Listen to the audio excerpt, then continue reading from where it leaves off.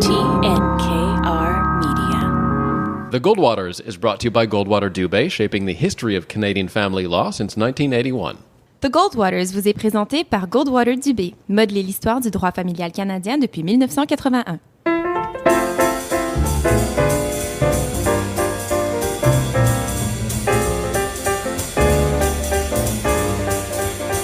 Welcome back to the Goldwaters. I'm your moderator, Dan Delmar, here with Anne France. And today on the program, we're going to be talking about sex panic, the history of sex panics, and whether or not we are living one currently with the Me Too movement. So we'll get to that in just a second. But first, Anne France, first of all, how are you? I'm lovely. How are you, Dan? I'm good. Good, thank you. You had a big meeting with the mayor recently. Do you want to talk about that a bit? Certainly. It was a lovely meeting with a lot of nuts and bolts discussions about what we can do to boost the Montreal economy, because boosting tax revenues is a big issue after the mess we were left in by Denis Coderre's profligate ways. And I think there are some good ideas that were put on the table. We also had to discuss more about regulating animals on the island of Montreal and thinking about modernizing our bylaws to reflect, the current standard of what's appropriate in controlling animal population and providing for security in public streets and so on.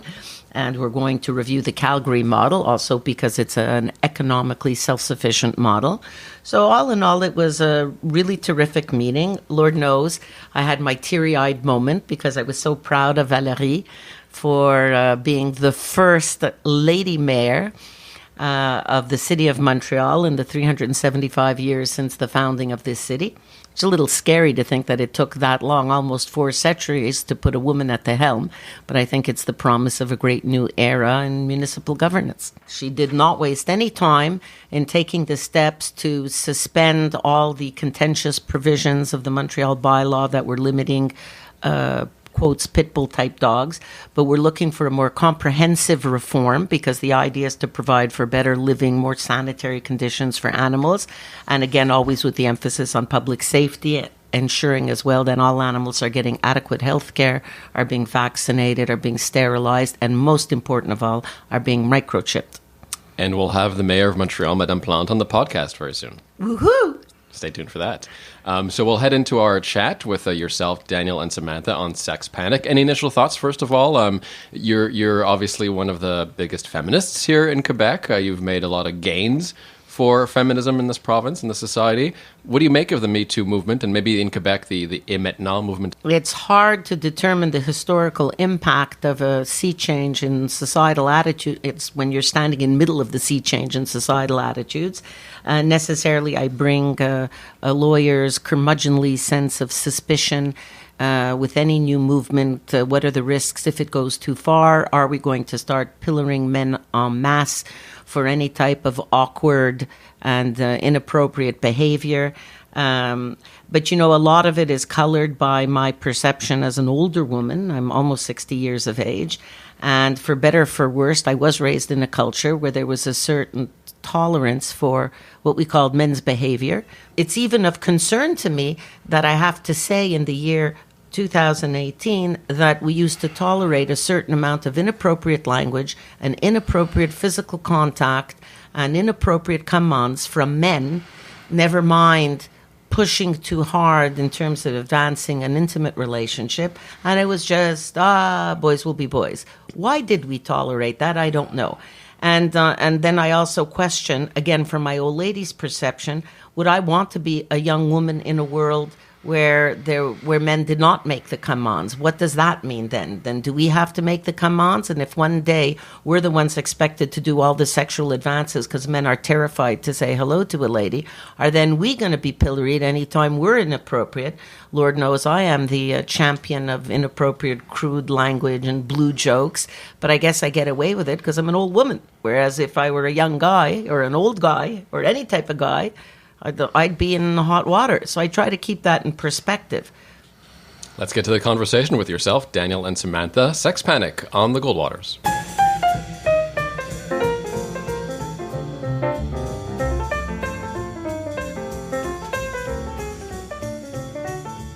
Okay, so with the recent Me Too movement, there's been a lot of discussion being bandied about how this has become a sex panic. And that seems to be just this dirty word. Oh no, Me Too's a sex panic. We have to completely dismiss the movement. We're in danger. We're in dangerous territory.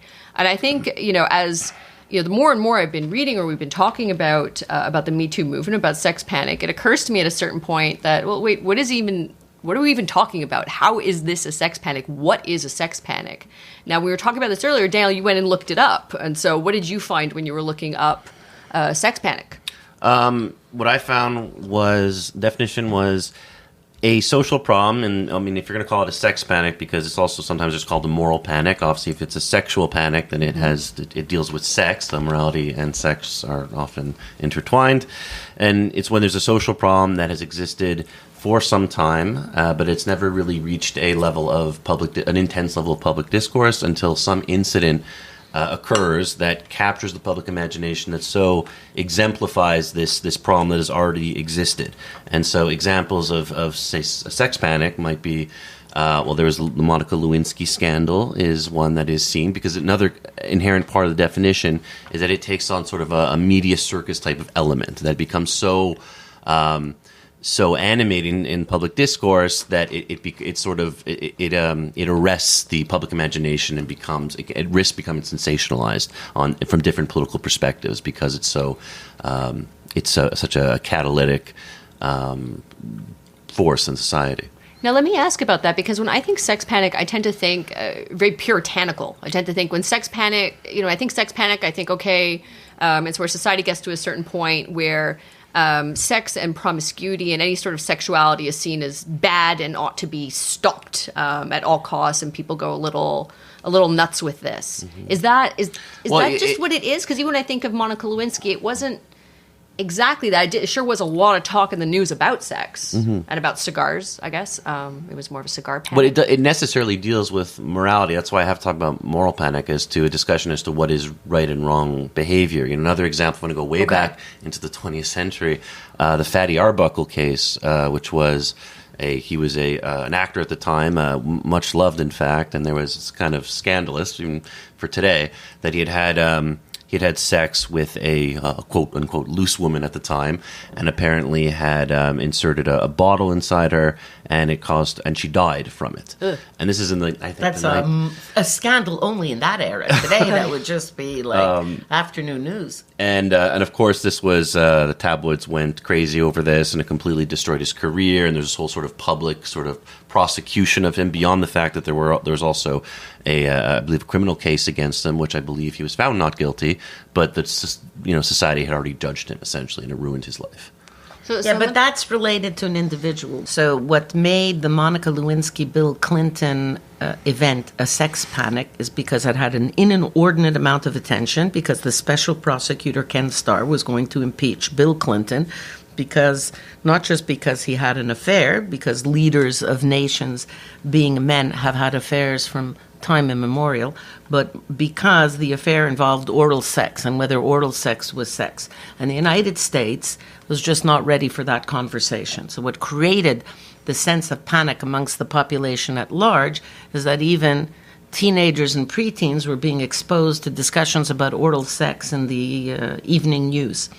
And for a puritanical society such as that, it was quite a defining moment, more so even than this so-called sexual liberation of the 60s. So for me, a sex panic is where a prurient issue causes a huge outcry amongst a large swath of the population. It's sex, and there's a panic. It's not any fancier than that. And as far as I'm concerned, there's one far bigger than any of those, whether it's Fatty Arbuckle or Bill Clinton and Monica, because these are just individuals. But it's the whole myth of repressed memories of the 90s, where there was this huge wave of false allegations of sexual abuse amongst family members, because this sort of cult-like dogma took hold amongst many therapists and psychologists, psychiatrists even, who believed in this notion of the repression of traumatic memory.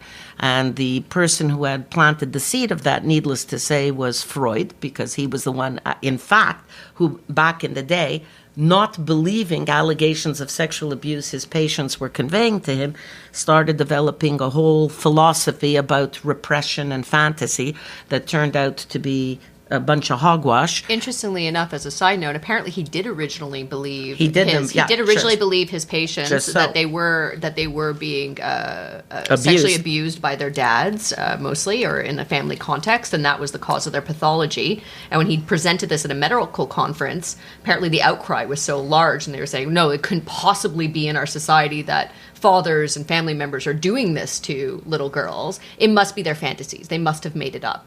And he bought into that hook, line, and sinker. But be that as it may, there was fertile ground by the 90s to believe that certain people, again, a broad swath of the population, generally women in their 30s and 40s, who had multiple vulnerabilities, other psychological issues and difficulties functioning, and with a lot of suggestive questioning could be brought to believe that their current state of dysfunction and misery was because they'd been sexually abused as children. Or specifically because they had forgotten about and they had forgotten. Yeah. And it went so far that so not only did you have a substantial number of prosecutions of older men who were convicted and put in jail for sexual abuse that they never committed, including some who were persuaded to confess to crimes they never committed.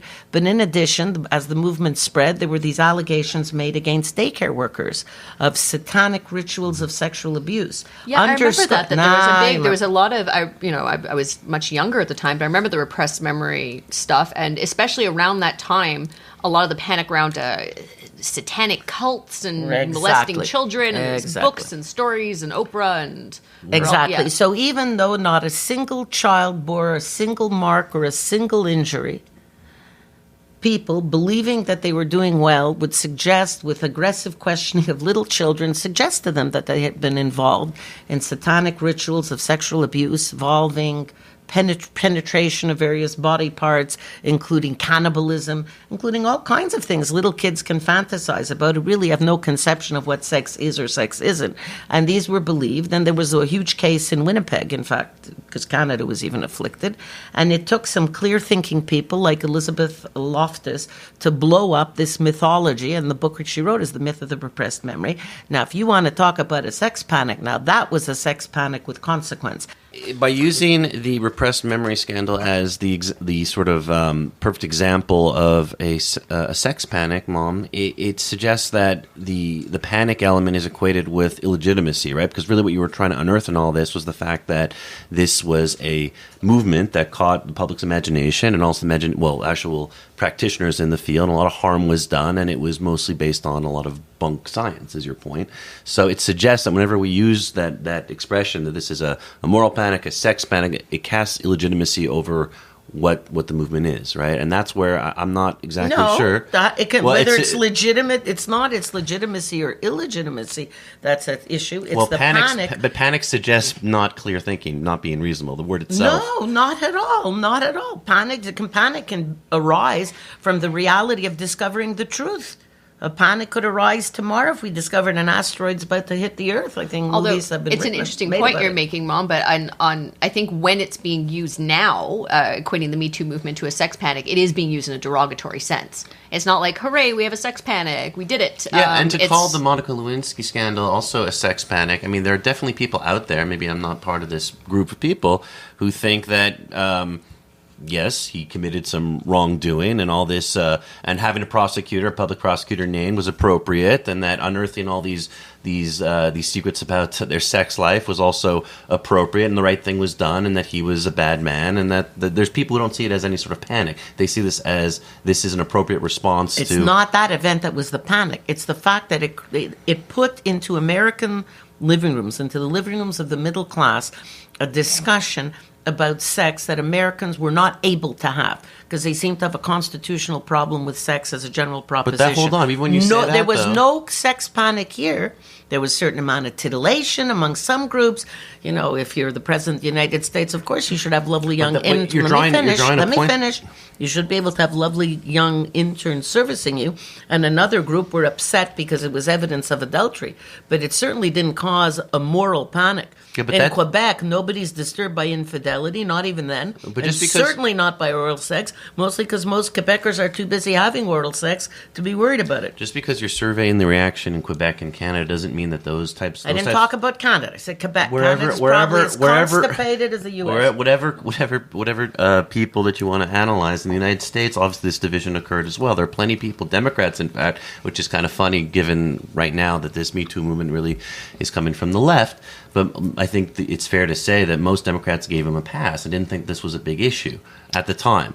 And had similar reactions to you, that they were sexually liberated and they thought it was a consensual affair. And what's the issue? That's not where the division falls. At the time, Kenneth Starr was named to investigate Whitewater and to determine whether Slick Willie and Hillary had engaged in improper, egregious financial conduct. Right. Was there fraud? Was there something improper economically?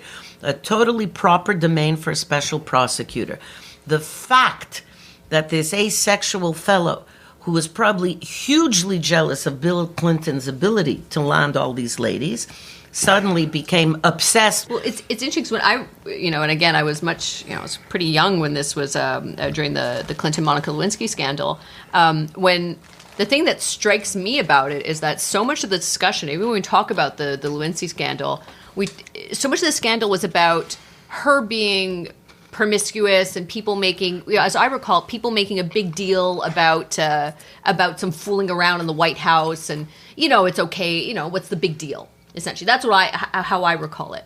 But then, in thinking back on the details more, what I find more disturbing about it is she was 22 years old. He was her boss, kind of boss of the country, and 49 years old. Which is a huge age gap, and it was in a workplace situation. And nobody really pays attention to where this kind of, in between there where it started with Paula Jones, where it was accusations of sexual harassment by her boss, Bill Clinton. And there were allegations against him of rape as well. And then somehow the public imagination got stuck in, he came on her dress, like... Well, it was kind of gross, you have to admit, and very hard for men.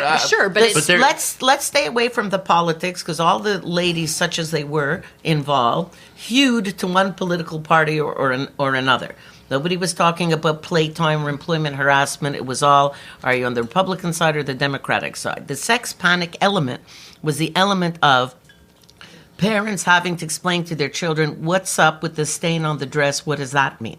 That was the sex panic.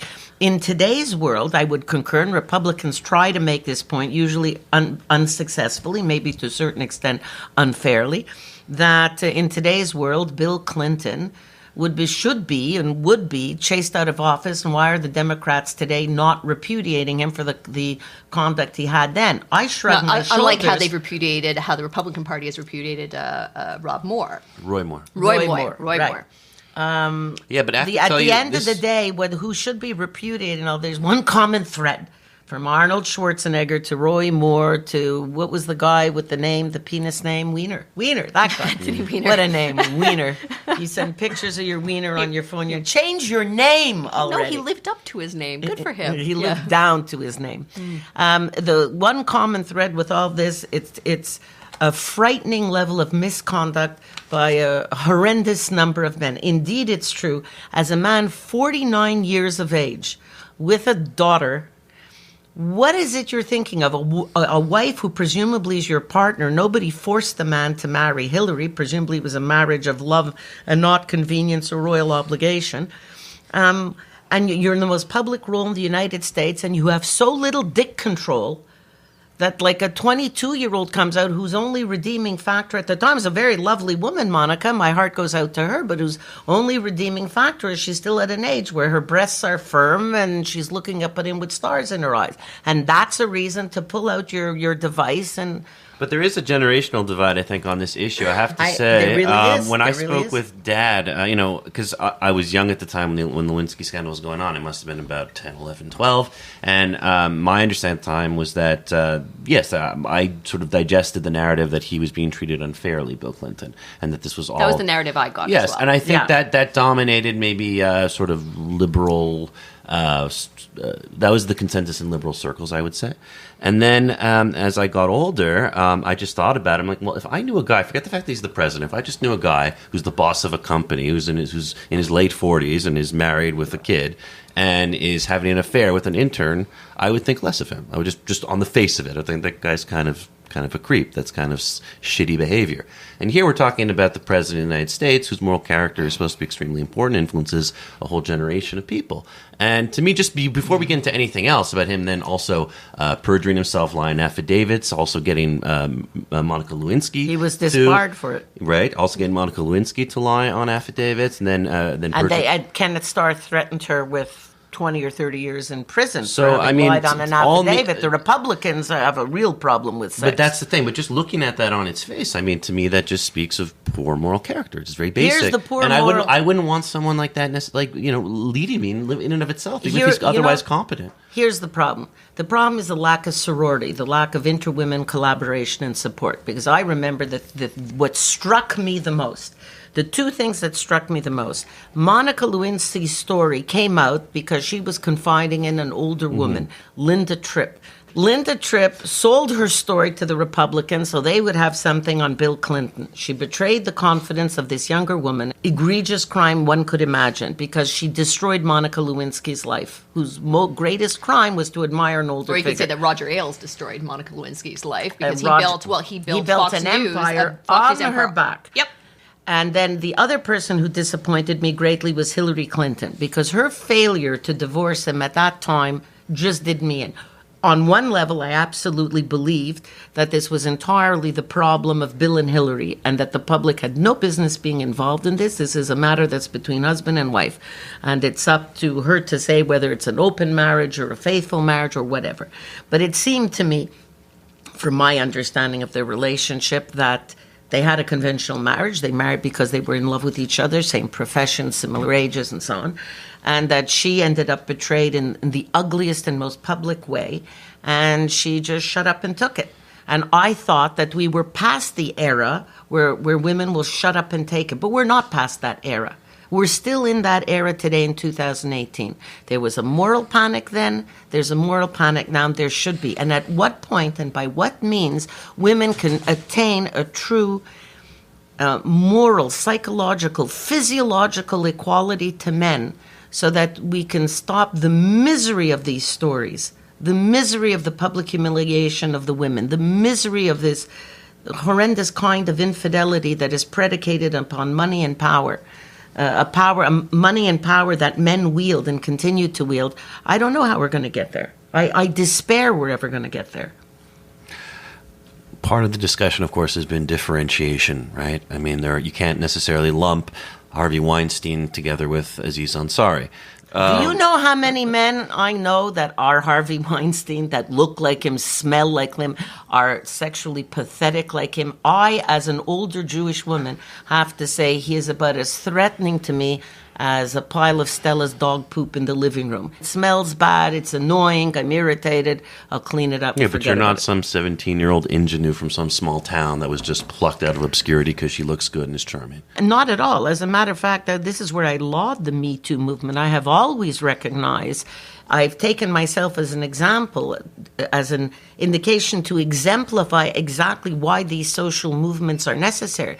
Because even if somebody can be as aggressive and self-assured and powerful. I was a lawyer when I was 21 years old. I had power. I wielded power as a very young woman.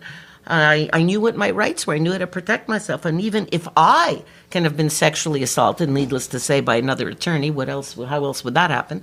And let me be clear, let's use the right word, raped, let's just not be namby-pamby and call it sexual assault.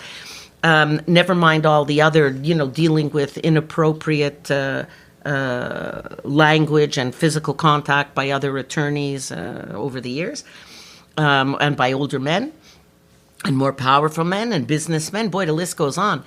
If that can even happen to me, imagine how terrible it must be for women who have no power, who have no money or no social status, or don't know their rights, or don't speak the language, or are not white, for instance. Mm-hmm. And this is why I do think that the sex panic exists today, but in a very good way. I don't view it as something negative.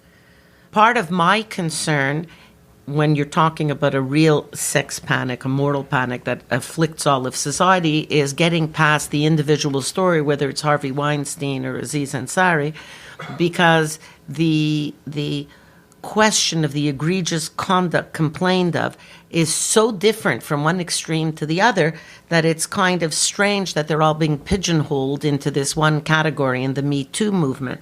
I think if this sex panic concept is going to be positive, you have to get away from just putting any fellow's misdeed into the pot, no matter how banal or minor, and try to look at it from the broader perspective. And what is the broader perspective? Where is the sex panic in this?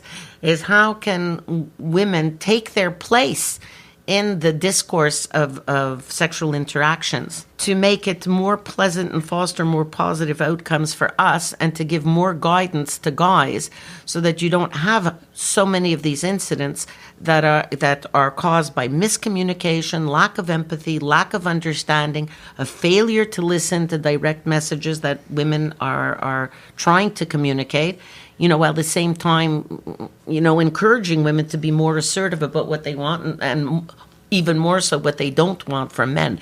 Because otherwise it turns into this meaningless men against women ridiculousness that doesn't achieve anything, that just alienates the sexes from each other. No? Don't you think, Daniel? Yeah, I do. And there's some people who have talked about how that a lot of men also go through these sorts of experiences, right? That men have been sexually abused, no doubt, and that men also might have times when they're sexually pressured to do things they don't want to do. And whenever I hear that come from mostly like the men's rights crowd, I often roll my eyes because I just think back on my life and I say, I've never felt sexually victimized. Maybe I'm lucky. Anyways, and finally, but I mean, I do think to myself sometimes, when I was coming of age, without being too explicit, and you start having sexual relations with women, there was a moment where I had to sort of express to women what I desired, right? In the mechanics of sexual lovemaking or in the dating process, there is a process where, a man has to also find what he wants and how to communicate these things to his partner. And I remember at the time it was not evident because you don't want the woman to feel like she's inadequate. You don't want the woman to feel like you're being pushy or dominating, or it's a careful territory to navigate. It's not evident.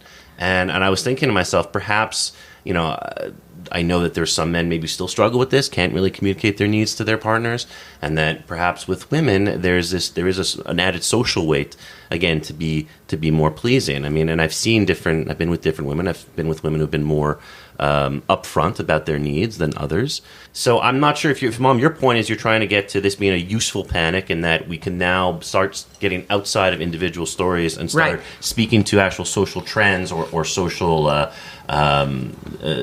social sort of happenings, like beyond the actual incident.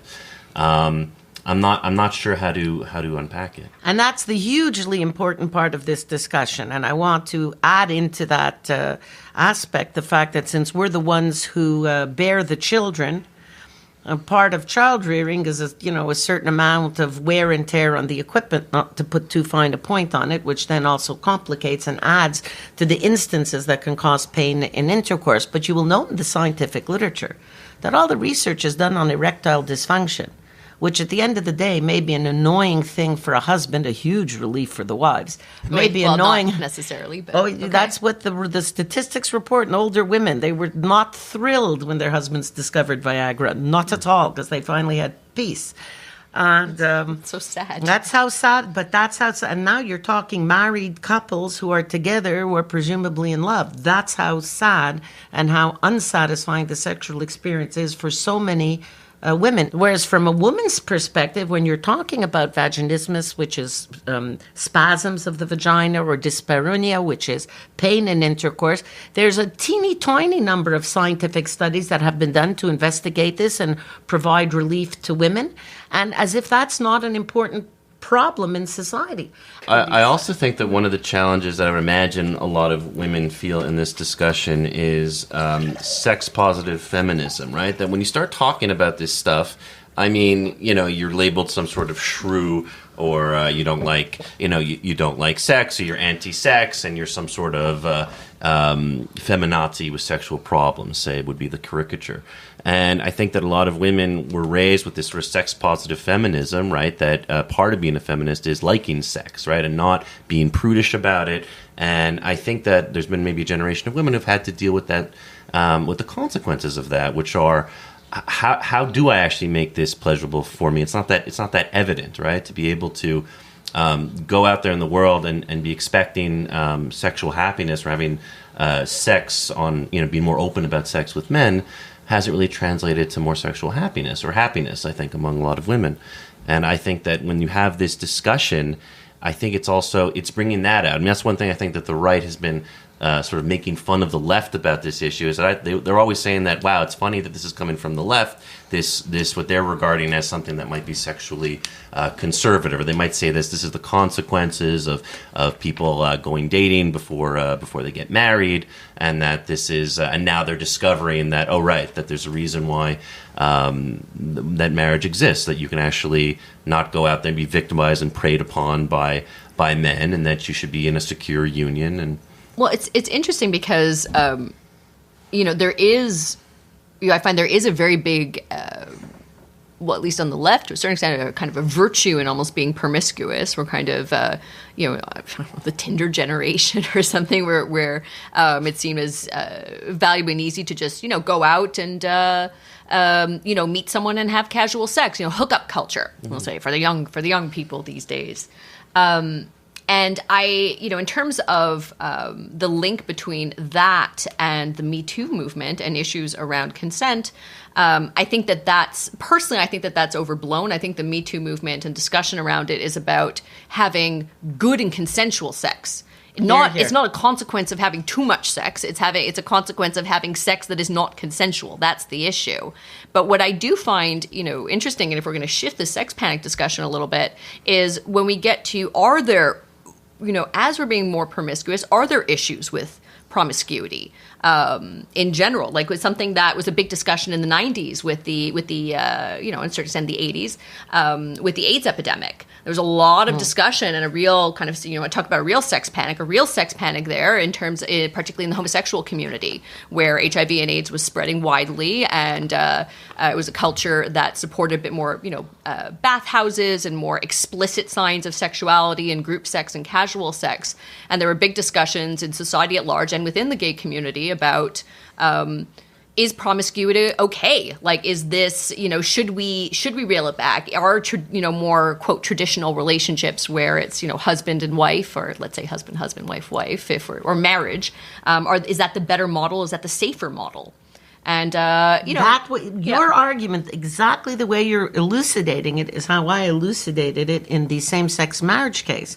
And in fact, it was the fact of AIDS that caused and permitted society and required society to open the doors to equality and to a panoply of rights to gay couples, whether male or female, because it started with the rights of widowers, of the rights to medical care, the rights to access to your partner's medical insurance policy if it was in the States, employer rights, bereavement rights, and all the way to gay marriage. And when I argued gay marriage, because my clients had testified very poignantly about a New Year's party that they had thrown, because in their group of friends, each friend would take a turn each year throwing the party, and it was their turn, and they were a couple, had already been together by then 25 years, and they were the only ones amongst their friends not HIV positive.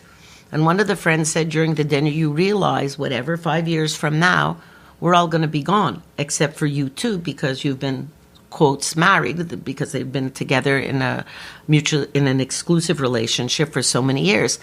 And that's what inspired them to create locally the gay marriage movement. And in court, I said, it's because of the AIDS epidemic that we recognize heterosexuals, that to a certain extent we have blood on our own hands, because we did not open the door to marriage and to give the option to gay and lesbian couples, principally, of course, gay couples, to enter an institution that is sexually protective of the partner, sexually and socially protective. Because with the oath of fidelity comes a protection from sexually transmitted diseases. And it was a very, very powerful argument at the time, developed with examples and numbers and statistics from the history of the AIDS epidemic. So there was a terrible sex panic that still has repercussions today, now that AIDS is more a chronic disease than a fatal disease. There's also discussion, discussion that kind of the Victorian let's say prudishness, which wasn't quite as prudish as we like to make it out to be, that a lot of the discouragement of being promiscuous was related to sexually transmitted infections, and particularly leprosy. And that, nothing like having sores on your genitals or having, parts of your junk fall off that will really discourage you from being promiscuous and tie a certain moral element in there. So yeah, I think disease can be a big motivator, right? Well, motivator, a big break in terms of just uninhibited seeking of pleasure with other people.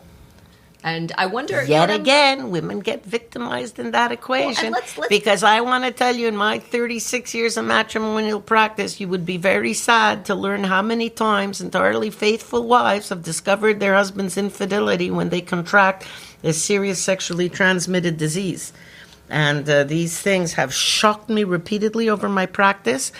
And yet again, the nature of the difference of the biology between men and women creates a situation in which women are more likely to be physically victimized by their husbands. Well, hold on. I just want to respond to that biological point, because I think this is part of the discussion that's been flowing out of this. I know Andrew Sullivan, the blogger and gay journalist that writes for the Atlantic often and other magazines, had released an article about the essential differences between the sexes going into testosterone and estrogen, and it was much critiqued. This article as seen very sort of basic and unscientific, and he was talking about that we have to sort of reconcile ourselves to the different natures of the sexes.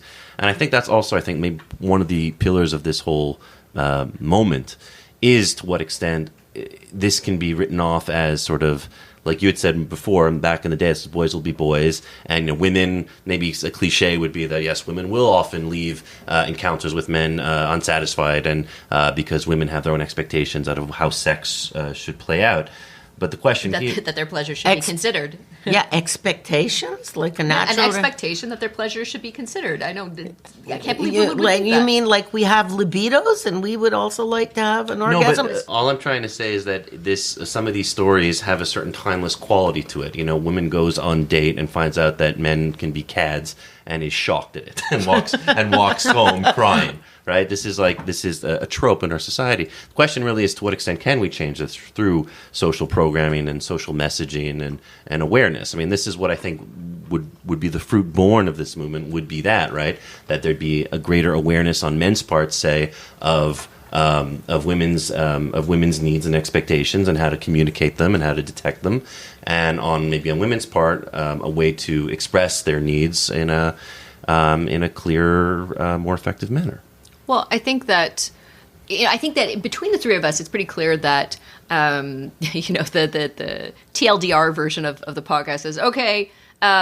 Consent good, lack of consent bad. Women's and men's bodies are different, and STIs bad, and need to consider that in terms of sex. But I wonder, in terms of some of the more controversial arguments, where it gets to sort of this. Again, more in terms of Tinder culture, this idea and hookup culture, that promiscuity and first date sex, that these things are okay and without consequence, and that there's no real issue with it. And I wonder what you guys think about that, because I think that my visceral reaction is, what's the big deal? And promiscuity's fine. And again, the real issue is consent and being mindful of STIs and transmission and be nice to each other. But I wonder if this kind of sort of philosophy that sex is without consequence, easy sex is without consequence and could be fine, is missing part of the point, and maybe encouraging us to men and women to objectify each other and to see each other as just agents of sexual gratification, rather than, or like a fleshlight or glory hole or a dildo, rather than actually seeing each other as people. And I wonder if part of the discussion is, well, okay, if everyone was on the same page, it was consensual, would that make this all okay and everyone's having a good time? Or if it's just having too much sex with too many people is something that's going to inherently lead us to objectify each other, not take each other's needs into consideration. Or if we just need to shift to, I just wonder where... I want to hear it to the... It's very sweet that you make this kind of gender neutral in your piece. Well, in right fairness, there. I've met, because I've obviously I've female friends, a lot of female friends, and I have some male friends as well, and male friends who have been quote studs, or let's say have been very promiscuous and slept with a lot of women or more women than they can count.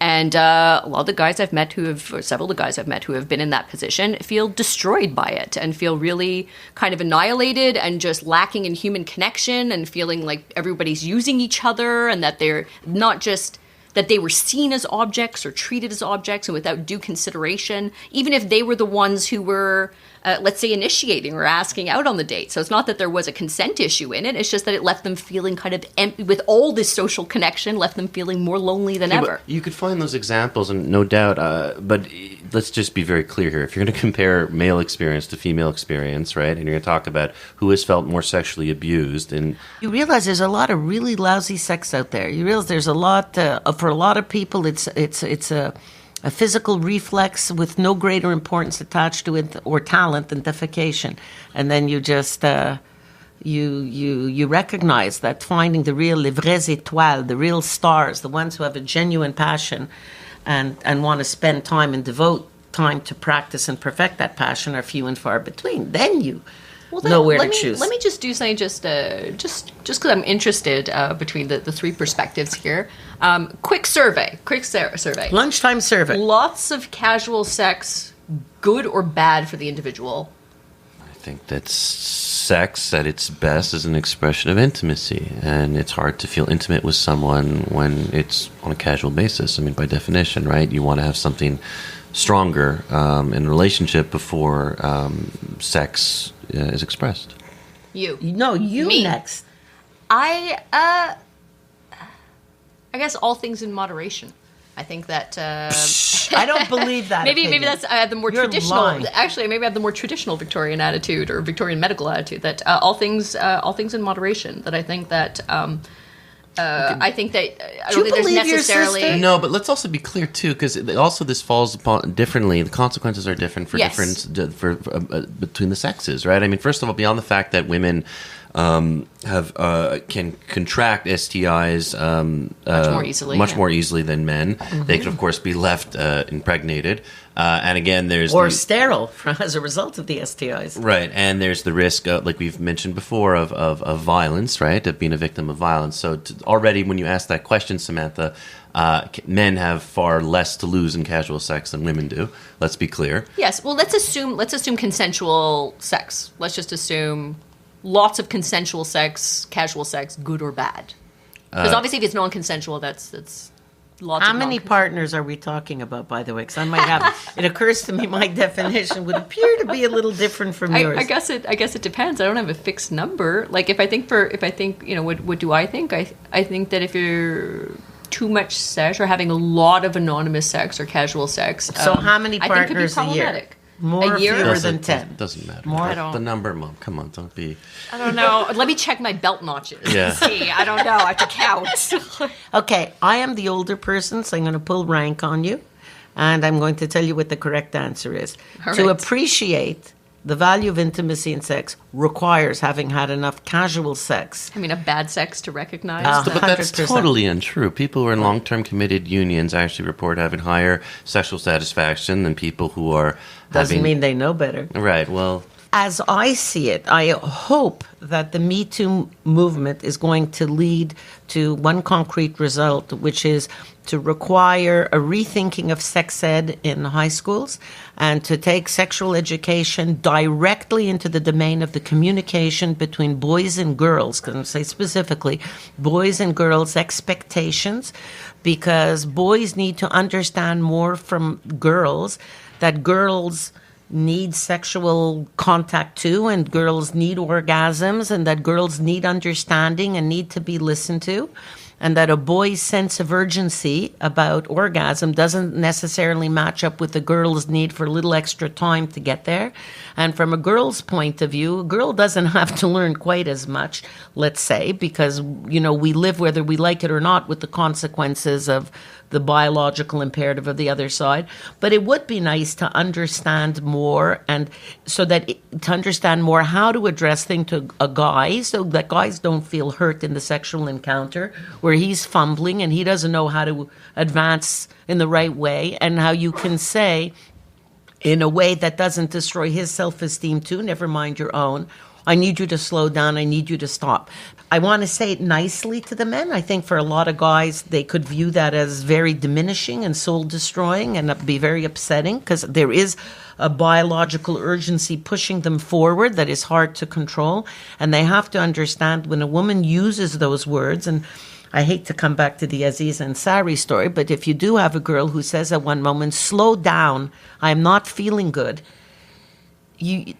we need to be communicating this to children when they're 12 years old, no later. This is important because if we don't inculcate in boys and girls from the earliest ages, you have to speak. Your sex organ is your brain, and the tool of your brain is your mouth. Talk. Keep talking all the time. Well, and you know what, I'd like to build on what you're saying. I do, in terms of what I hope, is the legacy of the Me Too movement. I hope that it moves in the direction of more education from kids in terms of standard curriculum, in terms of discussions amongst parents and how we teach our kids and how we deal with them about, particularly when we're talking about sexual education, where we're talking more about consent. I think consent in all things. There's been some nice discussions and some great parenting articles talking about, consent even on the playground. Obviously not sexual consent, but obviously, in terms of, if you want another kid to play, to play ball with you, or if you want to give another kid a hug, or if, Great Aunt Gladys wants to give you a kiss, what's reasonable and not. So I think more discussions about consent, I think, are really important. I do like the increasing move over time to talking about affirmative consent. There's been a lot of discussion about how this is somehow a libido killer. I don't see how that's the case, and who cares? Because, if people have difficulty reading nonverbal cues, then I think many do. I work with a lot of people who have difficulty reading nonverbal cues, and assuming they're just going to get a jest or a slight hesitation isn't necessarily fair either. So I think affirmative consent, not just waiting for the no, but looking for an explicit yes, like an enthusiastic yes, let's say, I think is important. And I think, it would be great to be able to give kids and teens and people just general, even social situations, have them practice saying no, have them practice asking I agree. Yes. You're looking at it from a big pedagogical perspective. And one thing just to add as well, more emphasis in sex education about female sexual pleasure. In terms of sex ed now, when it's offered, which it rarely is, it talks about, for the male curriculum, it's masturbation and STIs. For women, it's menstruation and STIs. So it's just about essentially discomfort, vaginal discomfort and disease. That's what women get as the message about sex. And what do men get? Isn't that what sex is all about? And what do men get as the little boys get as the message? Well, it's about boner times and pleasure, and you got to watch out for those pesky illnesses. And I think it's important for little girls to know and for boys to know that part of the function of sex, one of the functions, not the only one, is pleasure. And that women can experience pleasure as well, and both partners' pleasure is important. It makes me think probably the best sex advice I ever got was when I was a teenager and I started having sex, and I spoke with Dad about it. I knew it would be from Dad. Yeah. Dad is good for that. And I had two problems. One was like, Dad, I'm not sure if she enjoys it. I'm not sure if what I'm doing is the right thing. And also sometimes she does things that I don't exactly enjoy. And, it's hard for me. I don't know how to say it. And how do I know if if she likes it? And he says, well, why don't you ask her? Why don't you ask her what feels good? Does this feel good? Why don't you just ask her? And then after that, just encourage that type of discussion, going He's forward. Good, eh, Dad? And it changed my life, I have to tell you. It changed my life. Yes. So thank you, Daddy. Yeah, thank you, Daddy. Affirmative consent before it was cool. Really? Yeah. And I'm like, Dad, that's going to be a mood killer. I'm going to have a talk about it. He's like, no, try it out. See what happens. I tried it out. Does this feel good? She's like, no, it's that. Yes. I'm like, good. Thank you, Chaim. Thank you, Daddy.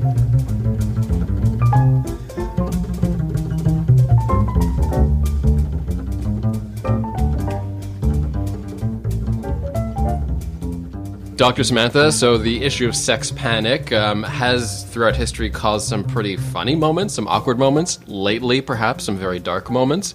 For those that are listening and who are sort of feeling a lot of things throughout the Me Too movement and may have been victimized themselves, what advice would you give to young women or men who really don't know if they are a victim? Wow, great question, Dan. And it's a great point to bring up because it is something that I have noticed even in my practice and in my cohort with friends that some have felt very empowered by the Me Too movement, and several of them have really started to rethink certain sexual encounters, really what they found were painful and uncomfortable sexual encounters, and start to ask themselves the question: was this an assault? Or just started to, particularly, clients or friends who have a trauma history have started to have a lot of flashbacks about their, previous experiences being assaulted. What I would say to people is to allow themselves to have those feelings, allow themselves to be able to explore them, and allow themselves to trust their guts at a certain point. It's okay to be able to look back on a sexual experience and one that maybe you didn't sort originally as an assault, and to be able to look back on and say, you know what, that was really uncomfortable, and in my gut that felt really icky and that felt painful, and it felt like I was taken advantage of, and be able to sort that for yourself and accept that those are your feelings about it. And if you have more mixed feelings about it, like let's say it was in the context of a romantic relationship, and where there's feelings of, well, but I love the person, but they didn't do this on purpose, or where it's not really as clear in our minds what that situation was, to allow that ambiguity to exist. And not everything needs to be black and white, and not every feeling needs to be neatly compartmentalized and put into a box. And we can have, I think a lot of times in our society, we rush so quickly to categorize people as good people and bad people. Even when we're little kids, movies are about, there's the good guys and the bad guys. Even, I was joking about this with some friends, even with Santa Claus, when we're talking to preschoolers about Santa Claus, we say, there's, even Santa Claus is categorizing kids as good and bad. And the good kids get material stuff and the bad kids get, nothing or a coal in their stocking. And I think that does our society a disservice. And we can have our own experiences, and we can know people in our lives who were good to us in certain contexts, who we felt comfortable with and we felt safe with in certain contexts, and who did bad things or who did things that were painful and uncomfortable. And that sort of nuance and ambiguity can exist, and it's okay to accept it as is. Your dad gave Daniel some pretty good advice as a young man, and that was one of our standout moments, I think, from the episode. Mm-hmm. Such a basic question that I think evades some young men. To be able to just ask. Mm-hmm. Yeah, well, I think it's one of the things that I find really shocking now is anytime there's a discussion about affirmative consent, you have people, raising their hackles, it's going to ruin the intimacy and the romance, and no one's going to have sex ever again because you asked. And it seems just so absurd to me on its face. What's the problem with asking? And some of, if I can think for myself, some of my, let's say most titillating encounters in the past have started with a question, can I kiss you? Or I'd like to kiss you. And that could be really hot. There's nothing wrong with that. And I don't see why that has to be, why there's this weird attitude that it needs to be, that a come on needs to be aggressive, or somehow wordless and completely silent in order for it to be pleasurable or successful, let's say, as an encounter. So we start telling kids from, as soon as they start speaking, use your words. And I don't think that that's a bad thing. Maybe we could all use doing that. What is your further reading recommendation for this episode? My further reading is, I think this is something that it was a fantastic article that I think my mom recommended as well, was James Hamlin's article, This Is Not a Sex Panic, from The Atlantic. I think it gives a really nice kind of discussion about it and kind of breaking down that this is not a movement to stop sex and to stop men from being able to come on to women and flirt and everything. That stuff is all fine. Nobody wants to get rid of that. But really that we want to be having good and consensual and mutually enjoyable sexual encounters, whatever those may be. And just for fun, this thing I've recommended in the past, but if you really want to see sex panic, Capturing the Freedmans, just a fantastic documentary. It's really good. I've recommended it twice now. Thanks very much, Dr. Sam. Thanks, Dan. That'll do it for this episode of The Goldwaters. You can listen to past episodes at thegoldwaters.ca and join the conversation on Facebook or Twitter, #TheGoldwaters. Don't forget, you can also email us with your suggestions, talk@thegoldwaters.ca. We're going to have the Mayor of Montreal on a episode coming up very soon. Stay tuned for that. I'm your moderator, Dan Delmar. See you next time. Yay, we did it. Good one, guys. Yeah, I think that was great. Thanks, Sarah.